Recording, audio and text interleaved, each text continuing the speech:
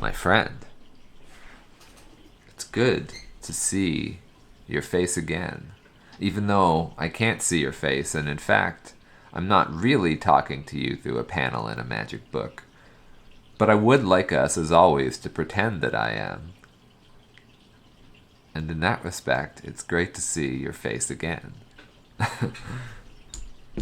Are you here to resume our playthrough and video log of the video game Pagan Ultima VIII?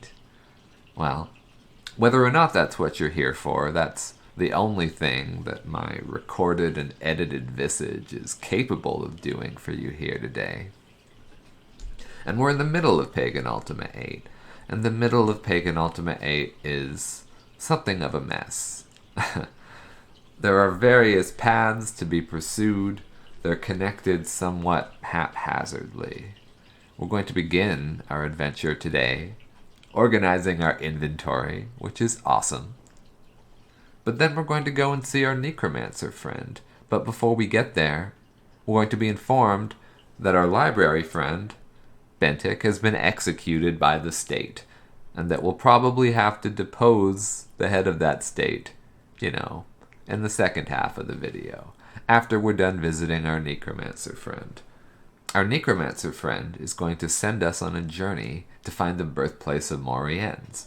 But there isn't going to be anything interesting in the birthplace of Moriens, and in fact it isn't even going to figure into this video. What you're intended to find instead is a Zealand shrine, a place sort of kept by the precursor people who occupied this island before the elemental titans came and all of these tragic things happened. We're going to spend some time in this video detailing the sort of background mythology that the team built for this game, Pagan Ultima VIII. We're even going to spend some time sort of picking through that to see how it relates to origin systems and the story of these game makers as they were trapped in a sort of doomed work situation and doomed corporate situation. Much like the people of Pagan, the parallels are rather hard to ignore, I must admit, and so we're going to talk about them towards the end of this video. While you're watching this video, I want you to pay attention. I want you to notice when you start to become lost, if you can. Lost in the plot of the game. I think it's going to happen quite quickly. I think it might happen right away.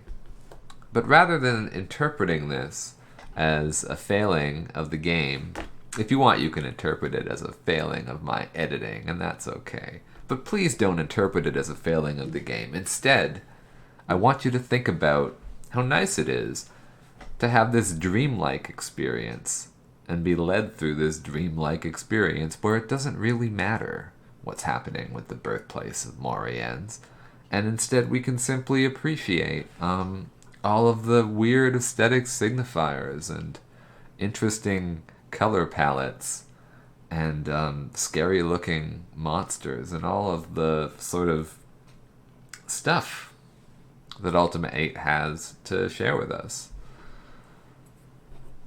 Anyway, we have a bunch of shit to sort through before we can get going on our journey, so let's hop to that. We've returned, at last, to Tenebrae, and I have finally gotten smart about dumping my shit off. The traditional place that my sibling and I would do this was this north side guard tower north of the palace. I've put one of my bags and a lot of my extra other bags down here on the ground, along with this curious nameless white orb that I liked, and these 666 obsidian coins, which is the maximum coin stack that you can make in this game. My backpack is much cleaner. You can see all I have are necessities out here. Healing, keys. Sometimes you gotta quickly swipe a key, so you need to be able to hit I and double click a key. Stuff that's not immediate use, I'm gonna try out this big, huge Deceiver axe. Even though I think Slayer is better, I'll probably just go back to Slayer. But we got, you know, a little bit of money. Our field gem. I don't know if we even need that blue field passage gem anymore, but whatever. Bedroll, recall item. In here, we're gonna have all of our ingredients for spells and shit like that. I found this sliced executioner's hood down there in the catacombs and I liked it, so I kept it. And here I'm using it as a label to indicate that this is like the necromancy bag. There's my skull wand, tap tap. Here's a bag to put reagents in and tap on.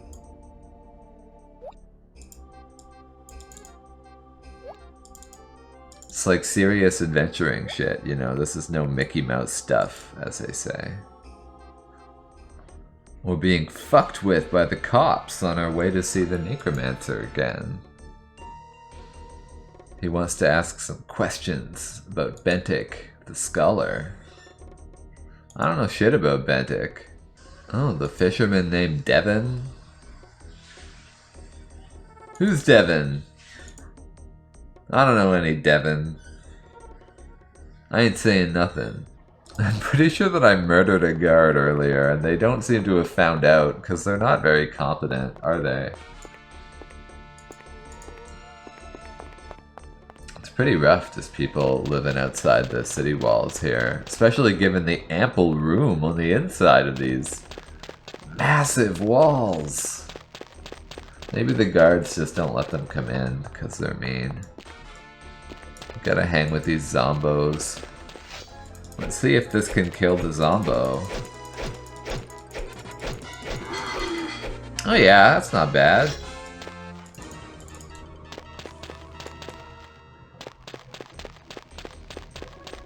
Even though I'm, like, technically the steward of the dead and all of that, now that I am become the necromancer, I still just kind of murder a lot of zombies, like dismember them using a weapon, and I guess that's very pagan of me to do. We saw a lot of these stone chairs down in the catacombs. They seem to relate to this cult of the necromancers.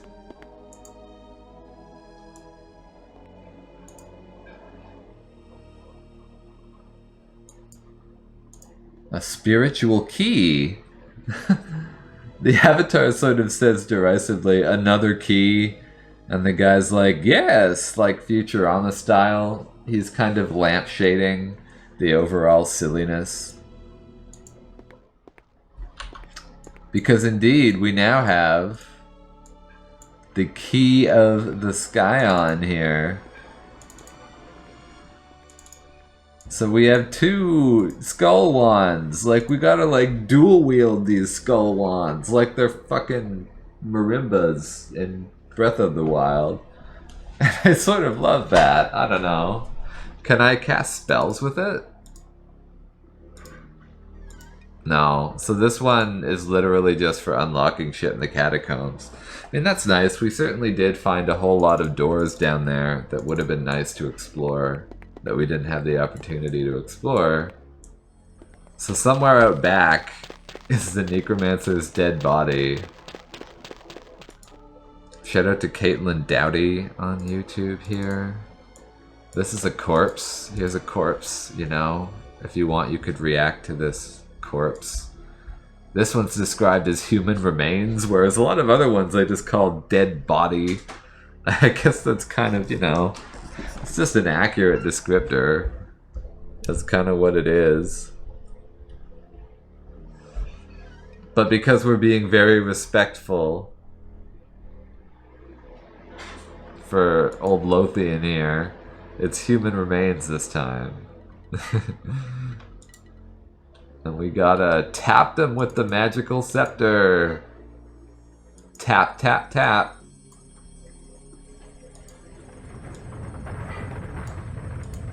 So I remember the Mountain King said something about his pleasure dome, or I don't know. Oh, he's gonna enfold this corpse. There he goes. Nice animation. I like that the avatar is sort of becoming this corpse wizard here on Pagan. That's like a pretty different and fresh take on the other stuff was very like Arthurian, whatever the fuck, legend, the previous Ultima game stuff, you know what I mean? I've interred Lothian. Lothian. Oh yes, my pilgrimage. Yes, your pilgrimage. Oh, we're gonna do like a Yoda cave down in that content that we sort of already explored. Yes, I must return to the upper catacombs. Back into the fucking catacombs with us. We're seeing some more of the open world tragedy kind of unfurling. I'm sure they would have loved the birthplace of Moriens to be like a different area with its own sort of cool, unique thing. But instead we're doing some... They were probably thinking something like, well, it'll be like Metroid. It'll be a Metroidvania. It'll allow us to do asset reuse. But while this game is a lot like Dark Souls and Thief, and it's also a lot like Silent Hill or something like that, it's not very much like Super Metroid, is it? And the backtracking that we do here is not liable to be the most satisfying. But I am sort of, you know, I like hanging out. It's becoming comfortable now. Now that I know how sort of unthreatening all of the denizens of this environment really are, I can more freely just sort of wander about and enjoy the creepy, spooky atmosphere down there without really having to worry that much about an untimely death. One of my all-time favorite puzzles in this game is a fucking physics jumping puzzle. We gotta get one of these, or the skull, or some object has to touch this platform over there. But we can't just throw it, because we're blocked by the fence. But we can jump. And this is one way to solve it. At the peak of our jump, we actually are able to chuck one of these things over a fence. But you can see that my avatar body movement can make it hard to grab. So one way to make it easier, of course, we just put it into our bag. And then we can at least, you know, get a consistent click target. And now, it's like Steph Curry or something. I guess I won't say no to the old obsidian stack. Why not make it bigger, right? Why not accumulate wealth while we're here on Pagan? Jewelry box usually means, yeah, something good. A key. And the precious Blackmore. An ingredient that we've been kind of low on. Whoa, 16 piles is a lot of Blackmore. So the designers really do seem to be paying attention to resource distribution. Because in the path that I've followed, I've actually encountered a very satisfying arc. This will kill you almost certainly, right?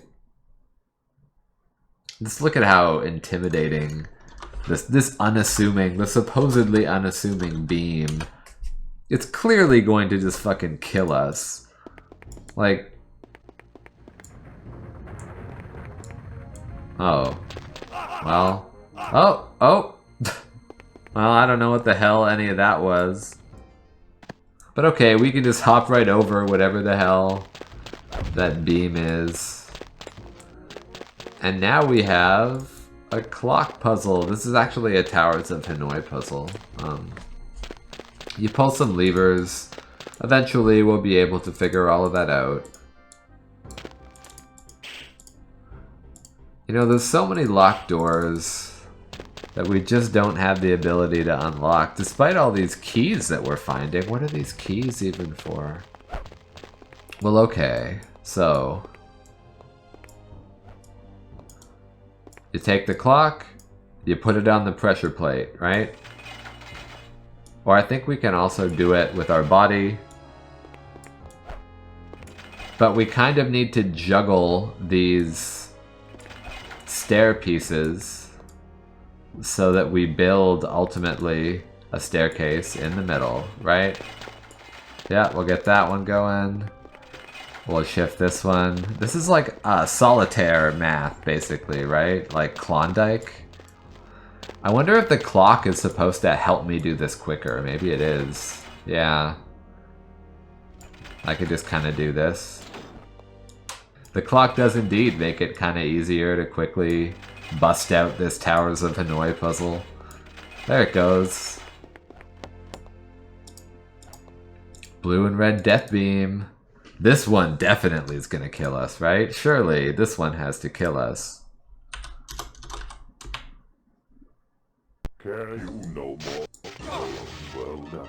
Right? Boom. Dead. Fortunately, I've prepared a little remedy against getting owned in the form... Well, maybe I haven't. Where's my damn stone skin spell? Okay, well, I'm going to have to then prepare a stone skin spell to be employed here in our time of need. So you take some wood. I think the stone skin is actually just wood and dirt. Yep, Rel Sanctilem. Rock Flash! Rock Flash just makes you immune to all damage for 60 seconds, which is pretty great. You walk right through that death beam. Ah, okay. Now we see the benefit of all these damn doors and keys that we've collected. We've seen this figure a number of different places, right? We've seen those gargoyles that have this same face, and now we see the face actually carved into the wall of this Zealand shrine. At this very moment, Britannia burns. Here's a bunch of statues.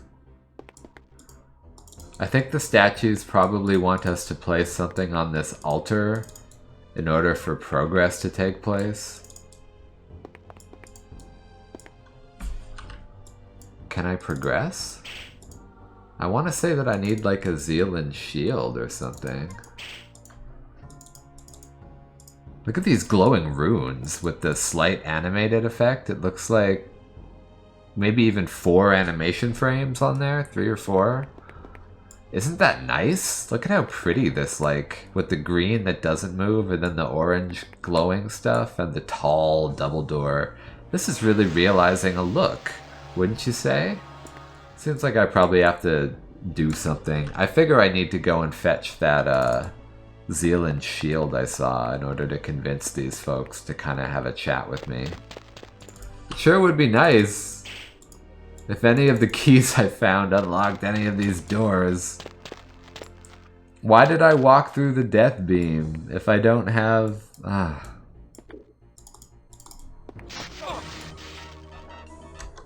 Well, so it turns out what you have to do is get the master key to the Zealand Shrine by moving the skeleton and finding the key hidden underneath. Again, very puzzle box design. You're kind of meant to maybe ponder for a while and search for a while if you want, or hear a hint from a friend. It's sort of open-ended, but it's not meant to be particularly obvious, and it's not meant to be a kind of entertaining handheld romp either. It's something different. The design of these games is a little bit more classical, I guess you would say. The modern frustration of like, how was I supposed to know that? That's kind of a complicated thing. A lot of players feel offended if you if you fail to kind of align to their expectations, right? Like, it makes them anxious. How was I supposed to know that you wanted me to look under the skeleton to find this key? That's like bullshit. That's like not fair. You know, that kind of thing.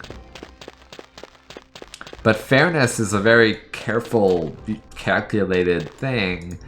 It's a very difficult magic circle to try to preserve that sense of the fair puzzle versus the bullshit puzzle. And players have all kinds of silly narratives about which games they think are the best at that versus which ones somehow betray that.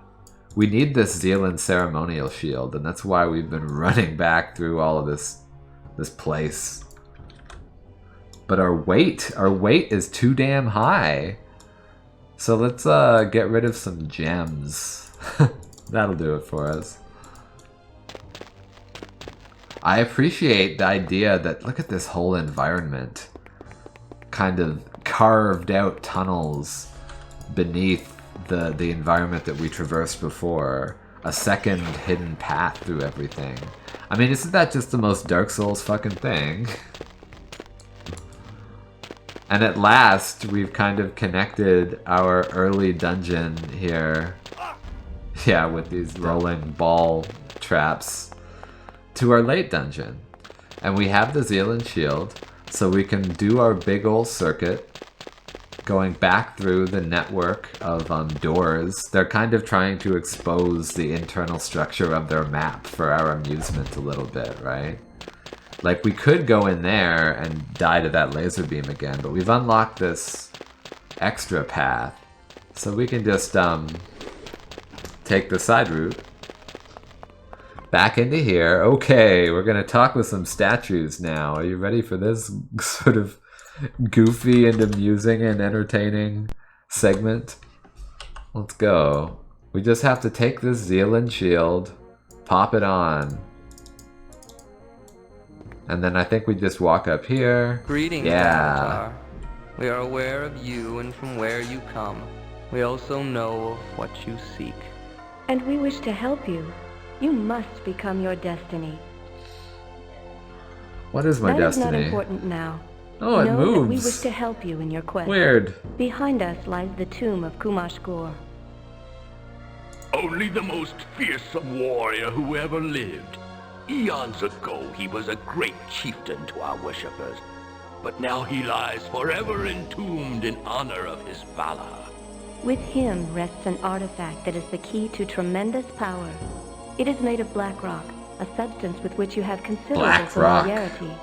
The small Magic object rock. is shaped much like a pyramid, but be warned. For even in death, Kumash Gore has kept the fighting spirit to which he held so tenaciously in life. He will not part readily with his possessions. Good They're luck, trying to introduce Avatar. a big boss fight, right? These are some characters that were never strongly developed within the plot, so it does end up feeling very Dark Souls-like. These are heroes from the past that we don't know a lot about. More we can tell you until you have found the ancient artifact. What a... those are some line reads, man. I wonder if this face that we keep seeing is Kumash Gore. Like, are those gargoyles on the city of Tenebrae? Maybe that was a Zealand city that was burned on the inside, and that's why it's all curiously empty in there. I don't know. It's fascinating to ponder these things. At this very moment, Britannia burns. Wait, I thought that you guys were gonna help me. Don't I have to go in there and, you know, fight Kumash Gore? Ay, what is this? What is this? We're here at Mithrin's house and we're buying his spell that allows us to dispel magics that seal entryways and portals. And he's sort of explaining to us how it works. But I gotta buy it. He wants 50 obsidians. That's good. Wait, I have 50 obsidians. I do have 50 obsidians. Maybe it needs to be like in my main bag or... I'm quite certain that I have, like, there's 92 of them, you know what I'm saying? This Mithrin, This guy is all about the obsidians. He might not admit it on the surface, you know? But he wants the money for that scroll. He's gonna get paid, you know what I'm saying? Alright, there we go. The obsidians had to be in my main bag. Okay. We're gonna try to use Mithrin's Scroll of Dispelling Magic Portals.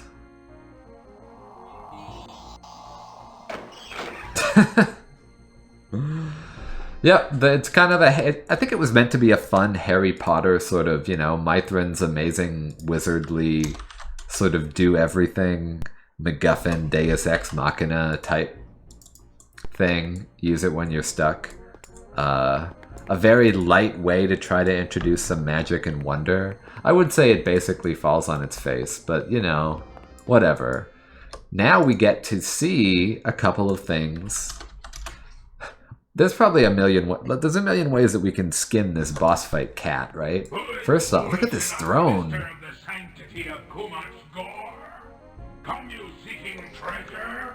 First thing we're gonna do is try to fight him straight up.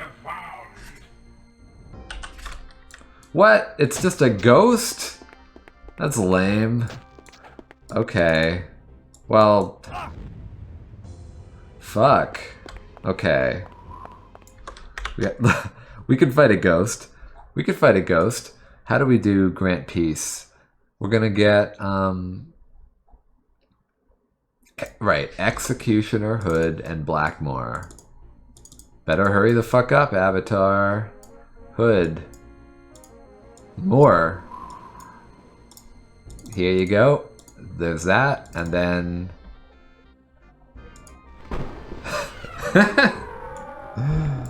we grant peace to him, right? We get this neat little scimitar. I wonder what this scimitar is like. My guess is that it's not actually as good as the other weapons that we have. But what you really want to get from here, I gather in the original patch of the game, this would be the first time you find a key ring, and before this you just have like a million keys. I never saw that version of the game. That's pretty funny to me. But what you really need is like Magic MacGuffin Obelisk Tip. That's what we're actually... Oh, I don't want a destination, actually. That's the main thing that we're here to get, right? Here's some potions. Like, that was supposed to be like some kind of fight. They probably planned for something more substantial.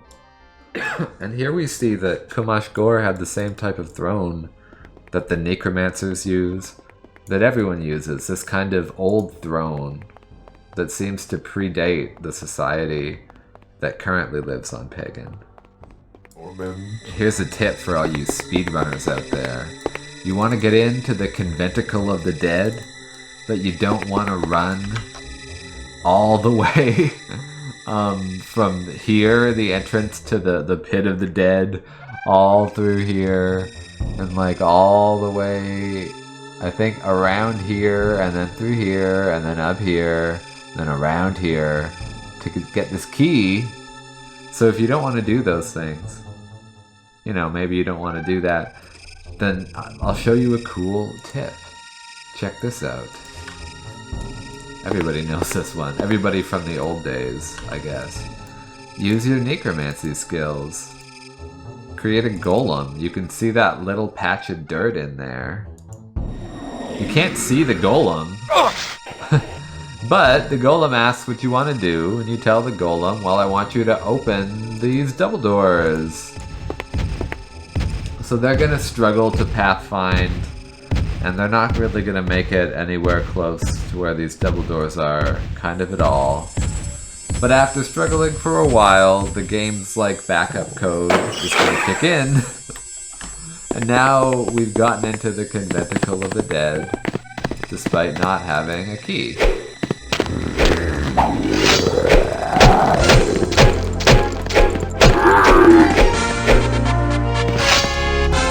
Kill that Zombo. That's pretty easy, right? Now, we need Blood and Blackmore so that we can open ground.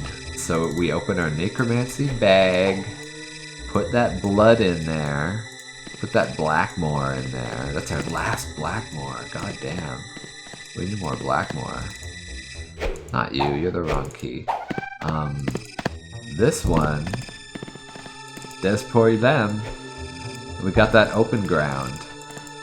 So I believe that if we call open ground when we're standing here on this grave marked buried within the very breast of Lithos is the heart. We're trying so that, you know, we can be like a real necromancer or whatever.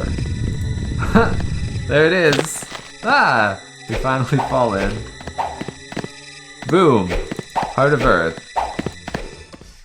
The Heart of Earth is, I think, part of, like, the endgame quest. This is another thing from sort of old school Ultima that's about to kind of die out within the lineage of commercial video games. But here, we still have just a little bit of it.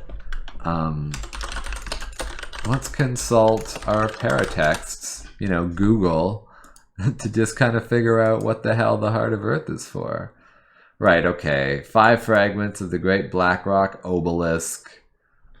Ultimately, our goal is to actually drain Lithos of all of his powers and destroy him. We're gonna kill Gravelord Nito. I mean Gravelord Lithos. I mean Lithos, the god of pagan Earth.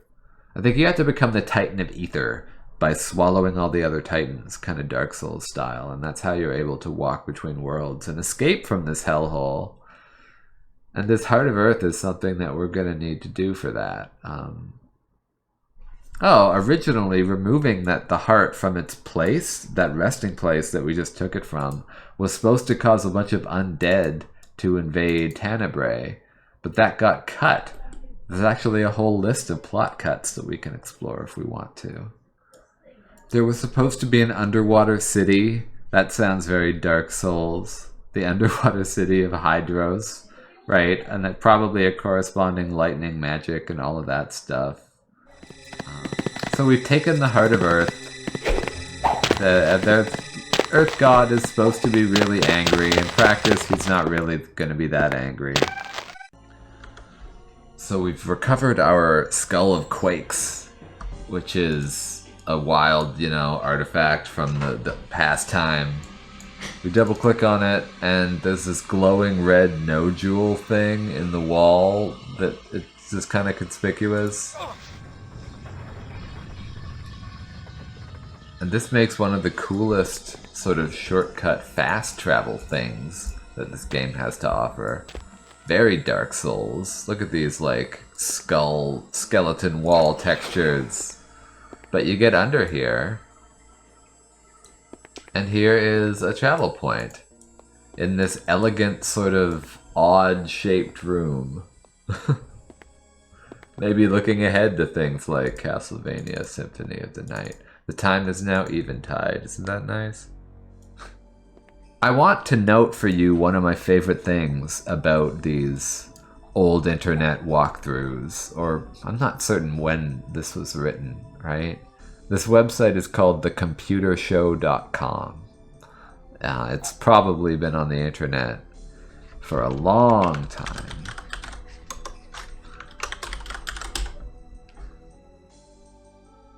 This is instruction number 36.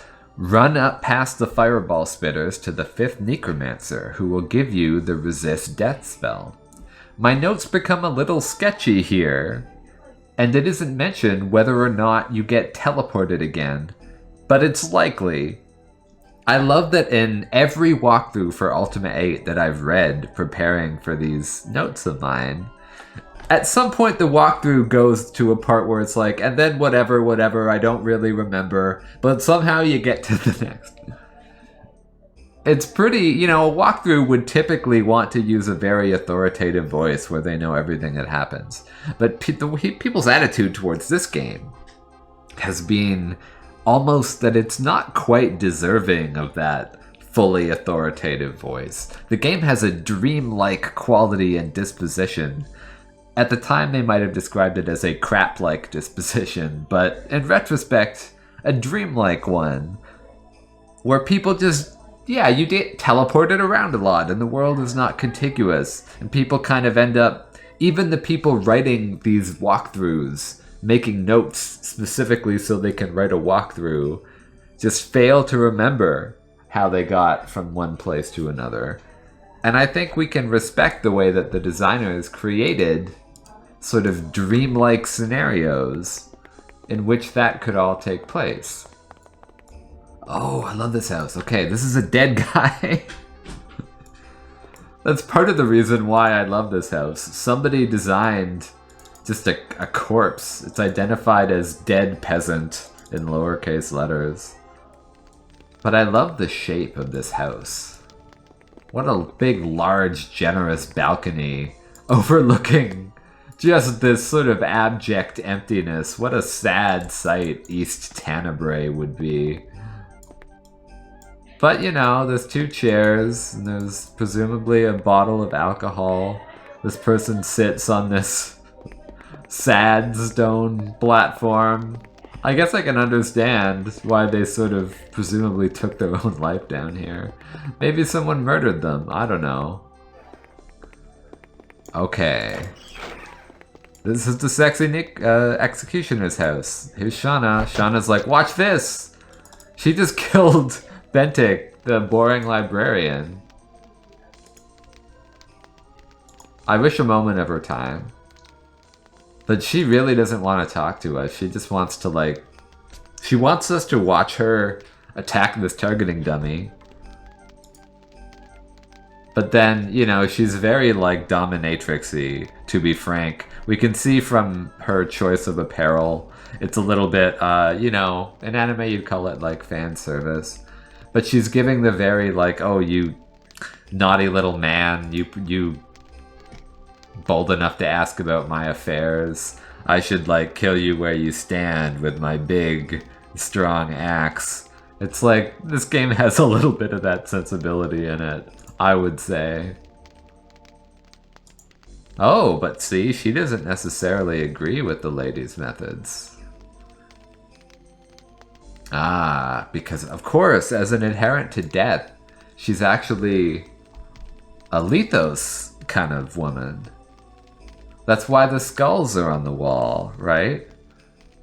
But Mordea is a hydros, a water kind of person, an occupying force. So this is a mountain king. Ah, she'll tell me about the mountain king. Listen, I've already met the mountain king, but this dialogue tree is not responsive to that. They wouldn't have had time to implement such a responsive dialogue system, but it would have given us a great character moment. Maybe we can imagine in our heads that these two are having a more sympathetic interaction rather than it. Who is Lethos? She says speak to the scholar, but she already murdered the scholar. That's kind of funny. But maybe she's making a dark joke. Ask the librarian about my god. You know, the one that I just beheaded. Haha. She doesn't want me to... but then, you know, she's just performatively mad. She seems to like to show off for us all of her knowledge, so okay. There's Shauna. She kills people for money.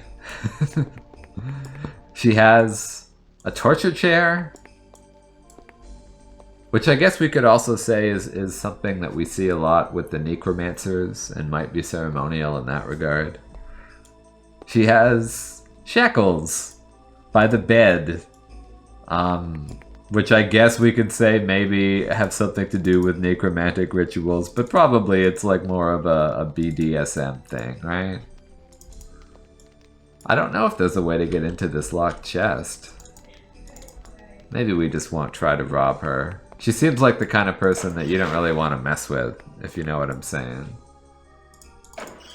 So that's who killed our friend, the boring librarian, Bentic. Shout out to Bentic Love, the alt game about being an anglerfish. More love for that game than for the boring librarian character Bentic, who really existed just to be kind of murdered in this way.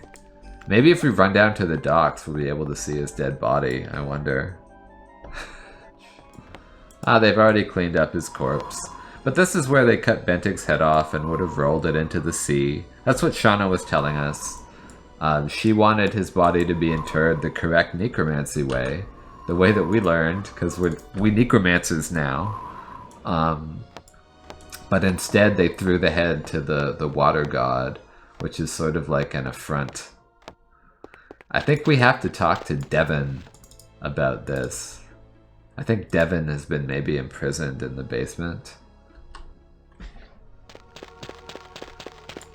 This is really interesting to me. Outside the walls of Tenebrae, somebody built their house. Now, of course, it was common for this to happen in the medieval sort of period and stuff, because, as we talked about, the city inside the walls was really, really full, and you know, people would build outside because that was, like, cheaper, but they'd be vulnerable and stuff like that. In this case, there's so much room inside the walls that whoever built this house here, or whatever this used to be, they probably could have just done that inside the city. And of course they didn't. This is one of the tragic places in Ultima VIII. There's just one child character who wanders around here. You know, orphaned by the war, something like that. Maybe they're trying to say. And there's a locked chest that I don't think you can ever get the key to open. A metaphor in some ways, I guess, for like the lost potential of this video game that we have here. This is where we first met Devin, but Devin's not here. He's being arrested, I think.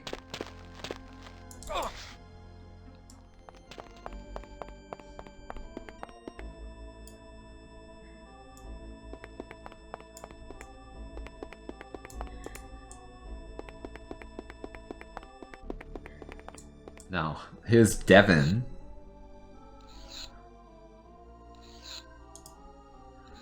Yep, librarian. Oh, this thing is trying to murder me.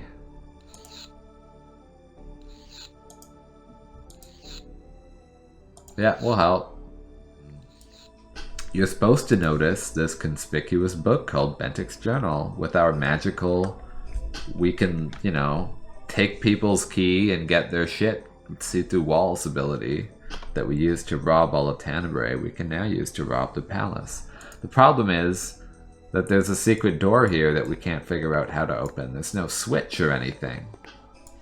These video games work like puzzle boxes, and this was extremely common in the older time, like the early Ultima time. The solution to Ultima 1, or the solution to Myst, or the solution to this game, can be described in like 14 odd steps.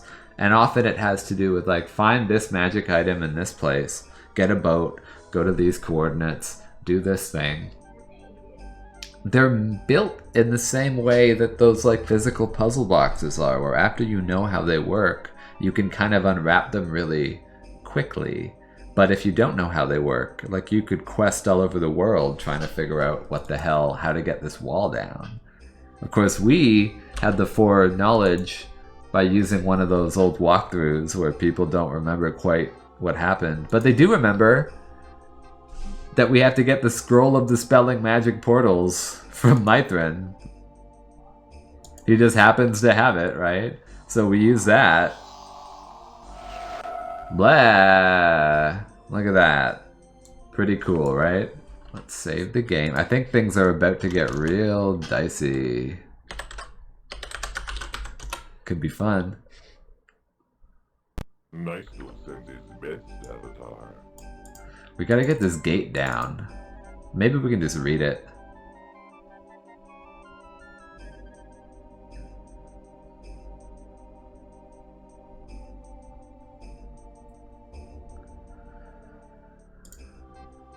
There's some kind of George R.R. Martin Game of Thrones intrigue going on here.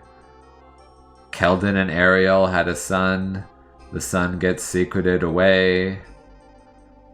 Lady Mordea is born with the powers of Tempestry, but Lord Keen and his wife were not Tempests. There was like, you know, a sort of...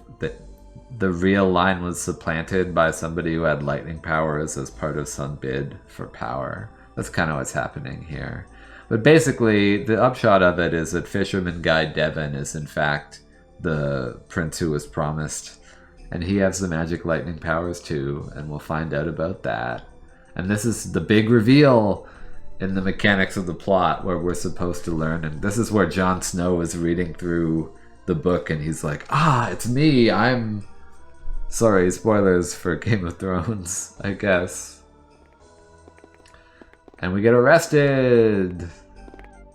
We have to do a trial. It's one of these, like, Chrono Trigger, we gotta have a trial things. We'll go quietly. I think you could probably combat them, but what would be the point? Now it's us being marched to be executed, just like we saw at the beginning of the game. There's our friend Shauna in her BDSM gear, preparing to murder us, and Devin. Devin first, us second.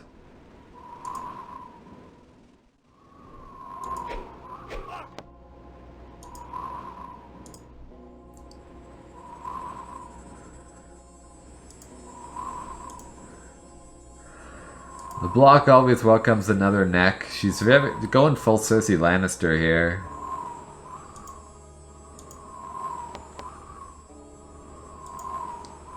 Shanna doesn't care. She just likes killing.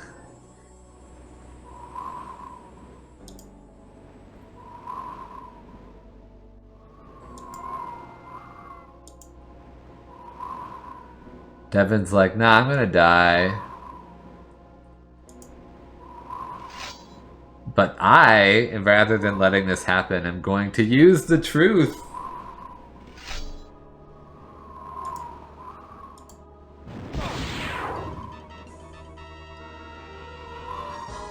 Well, I picked the wrong dialogue tree. Okay, one more time. Devin is the rightful heir. What? Everybody's like, what? Really?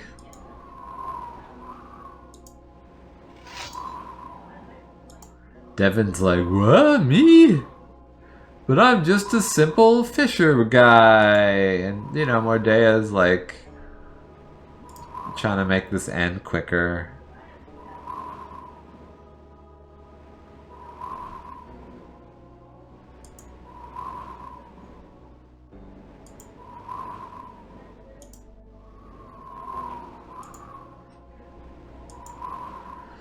I guess lightning powers are transmitted by patrilineal, like father line, which is pretty weird, but okay.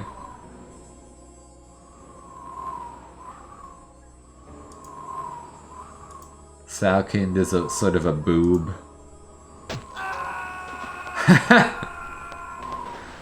Off he goes. Bye, Salkind.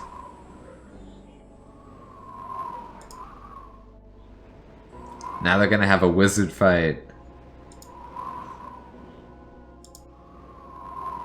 Okay, now Shauna's gonna act cool. Ah, she dead.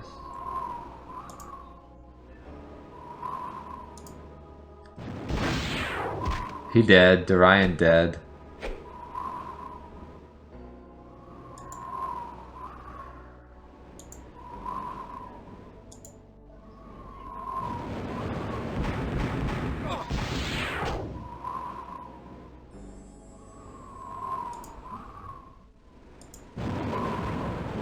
Die, Devin!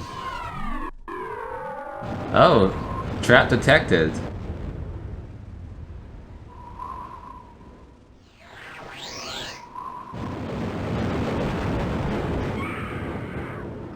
Well, off she goes. I guess she loses the wizard fight.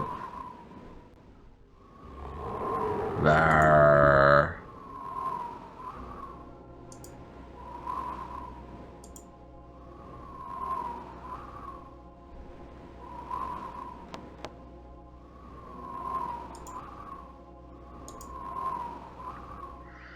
Devin's gonna just, yep, be a good guy now.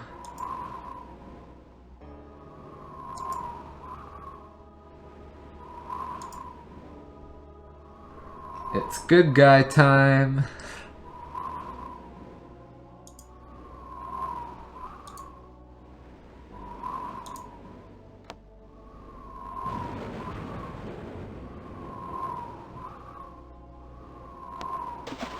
Whoa, shit.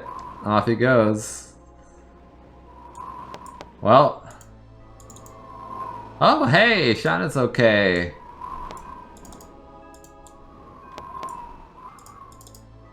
Oh, the guards are fucking dead, though. They didn't have enough hit points for this encounter. Sorry, y'all. But okay.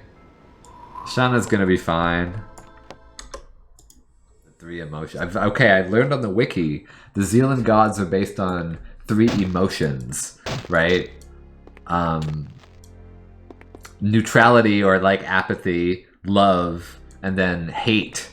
Hate instead of courage. So it's an interesting corruption slash spin slash interpretation of Richard Garriott's 3 principles from the old Ultima games. But Britannia's being burned in this game. In the same way, I guess, Origin. You know, Britannia maybe represents Origin. It's being looted by the, you know, the larger corporation. It's being kind of stripped for parts sort of thing. And that's happening in the background. The Guardian in the menu screens is sort of narrating that for you in an interesting way. Of course, the Zealands on the Great Temple atop Mount Morgalen, and these are like the old school Origin management people, basically, right? The Zealands who govern by emotion. This is my spicy, like, I don't know, Pauline Kael raising Cain take about this game that I'm now going to formulate as part of this journal that I'm making here. That's them. That's like Richard and them boys or whatever. There was going to be a great destroyer coming. They were in these financial troubles that they were having. You know, the Guardian told them that the destruction was coming, I guess. But of course, the destroyer is the Guardian. It's that thing, you know, the corporation tells you that they're going to save you from bankruptcy. But in the end, they don't save you, they actually eat you and they become the thing that destroys you. That's kind of what's happening, right? The Guardian tricks the Zealands and they let the Guardian in. The Guardian, I guess, is sort of like EA. I think that's the idea, right? The way that the ceremony goes wrong, the nature of the trick, is that it creates the Titans, the Black Rock obelisk magic focus thing, shatters and creates 4 into 4 pieces, and the 4 pieces all become these like Titans. And the Titans are all these sort of like, I don't know, sort of evil or just chaotic elements. You know, it's like a very interesting mythology, right? But what's interesting is that every one of the magics present in pagan forms, they all come from service to these Titans. Like, the only reason that we can use necromancy is because Lethos exists. And Lethos is like a magical construction of death or interment or recycled mushrooms, right? Like the dying, the burning of something and the growing of something else. That's like Lethos here. A form of change congealed into a sort of animistic being around this magic rock that shattered during the old calamitous ritual long ago. Using this black rock technology to destroy some threat, but of course they use it and instead it creates floods, it creates storms. This is a bit like climate change or something like that, I don't know. But people start worshipping the Titans that created these things in order to get a fraction of their power. And everybody on Pagan is using the Blackrock power and the way it's congealed into these beings. They're all using it in a sort of petty contest for control of the ruins of this like Zealand world. There was deception that happened up in the ranks or something like that, or, you know, storms happened, life happened, business, capitalism happened and shit like that. It's all kind of tumbled down and now it's like devolved into this weird factionalism, people worshipping, you know, these powerful beings. Never over the course of Pagan Ultima VIII will these elements of the Zealand myth become any clearer than they were for us during those moments when the Zealand statues talked. After this video, we will resume our quest to gain and subsequently screw over all of the different elemental titan powers and their associated cults. But we're not really going to learn what the world was like before the Titans came. We're not really going to learn that much about Zealand society. Some of those things were planned for a subsequent expansion pack, but of course there was no business case for such an expansion pack after the game came out and just wasn't received as well as, well, everybody wanted it to be received. You know, in the tragedy of the planned for and unreleased expansion pack, we can see in microcosm really the tragedy of the whole video game industry. This practice of not quite having vast enough resources, despite being backed by one of the most powerful companies in the world or whatever, still not quite having vast enough resources to accomplish the grandiose vision set forth by, well, sort of the marketing case for whatever game you're making. And so there's this process of borrowing from the future that kind of sets in. You know, a part of the game that may have been critical to its thematic beating heart, well, that simply gets deferred into some expansion pack after the logjam of making this impossible project come together somehow impossibly clears, or so the thinking goes. We'll get around to the part of the future that was deferred. We'll restore all of the components to the project's beating heart that aren't just going to be absent from it at the time it meets with the public's eyes. There's an obvious naivete to this. I think it was probably obvious to everybody that there wasn't really going to be an expansion pack. And so I like to imagine that within the context of this game development project, the expansion pack became like a dumping ground for everybody's fondest hopes and dreams. Because that's the thing that happens for me on my projects here in the Sprawl.